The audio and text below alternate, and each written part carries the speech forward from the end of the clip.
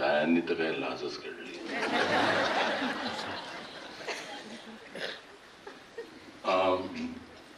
स्टेजवरील मान्यवर आणि मला खूप लकी वाटतं की माझ्या सिनेमाच्या मुहूर्ताला सर आले होते आणि एक सुरुवात झाली. हा सिनेमा म्हणजे कसा झाला मलाच कळलं नाही. छाया म्हणेल मी सिनेमा बघितला नाही, खरा फायनल मी बघितलेला नाहीये. कारण एडिट करत होतो सगळा मला सिनेमा माहिती आहे. संजयला मी सहज फोन केला, म्हटलं रे गोव्यात सबसिडी किती देतात रे, आपण एक सिनेमा करू. आणि तो म्हणाला गोव्यात आला की भेट, आपण सांगू. मग मी म्हटलं की मध्य प्रदेशमध्ये सबसिडी मिळते. तो म्हणाला मला ओळखीचे आहेत तिकडचेही लोक, तू ये मला सांग आपण ठरवू. त्यांनी ऐकलं आणि म्हणाला की आपण करू हा, आणि मी प्रोड्यूस करतो आणि आपण गोव्यातच करू. इथपर्यंत ठीक होतं. सिनेमा केला. म्हणाला की माझा फेस्टिवल असतो तिकडे दाखवता येईल का. तिथे जरा छातीत दडदड झाली. मला वाटतं इतका फास्ट सिनेमा मी कंप्लीट करून आज रिलीज होतोय कधीच केलं नव्हतं. थोडे मला सेन्सरचे पण आभार मानायचे आहेत. त्यांनी पण थोडी मला हेल्प केली. सेन्सर पास झाला सिनेमा. मी ऑलवेज थोडासा काय म्हणतो थोडासा पार्शल आहे.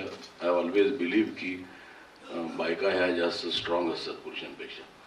त्यामुळे तुम्ही माझा कुठलाही पिक्चर बघितला तर माझ्या कुठल्याही सिनेमामध्ये बायका ह्या कधीच वीक नाहीत. आणि हा सिनेमा म्हणजे it is a bouquet of women who are strong. आणि पटापटा आर्टिस्ट पण हो म्हणाले. छाया तर माझी फेवरेट ॲक्टर आहे आणि मी स्क्रिप्ट देत नाही, ही जगजाहीर गोष्ट आहे. कारण मला असं कायम वाटतं की स्क्रिप्ट दिलं की आर्टिस्ट रेडी होऊन येतो आणि कधी कधी त्याचं रेडी होणं मला न पटेल असं आहे. सिद्धूला माहिती आहे, इथे जितूला पण माहिती आहे इथे. आणि असं नाही की माझ्याकडे सीन नसतो, माझ्याकडे असतो तो, पण मला इम्प्रोव्हाइज करण्यात खूप गंमत येते. कधी कधी त्या इम्प्रोव्हायझेशनमध्ये खूप काही निघतं. रेणुकालाही माहिती असेल, आम्ही एक सिनेमा केला. प्रत्येक वेळेला तो बिचारा डिरेक्टर कंटाळायचा की हा सीन आहे आणि आम्ही तो कधीच सीन केलेला नाही आहे.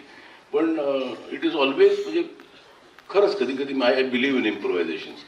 आणि आर्टिस्टकडनं पण त्या सजेशन्स आल्या तर चांगल्याच असतात, पण त्या पटल्या तर मी घेतो. सिद्धूच्या बऱ्याचशा घेत नाही मी, कारण सिद्धू नुसत्या सजेशनच देत सुटतो मग.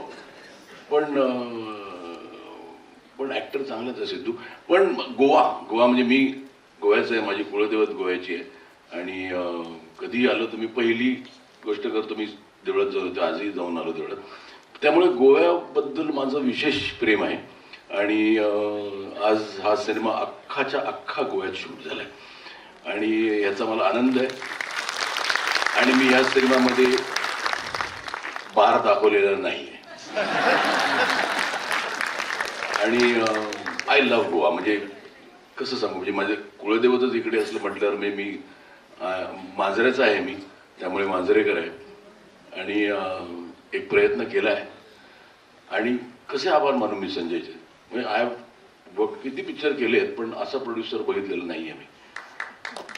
Is a fantastic producer. कोणालाच नाही, माझ्या आर्टिस्टही सांगतील कोणालाही काही एक पैशाचा त्रास झाला नाही. आणि we finish the film in such a short time. We could त्याचं पोस्ट प्रोडक्शन शॉर्ट टाईममध्ये झालं.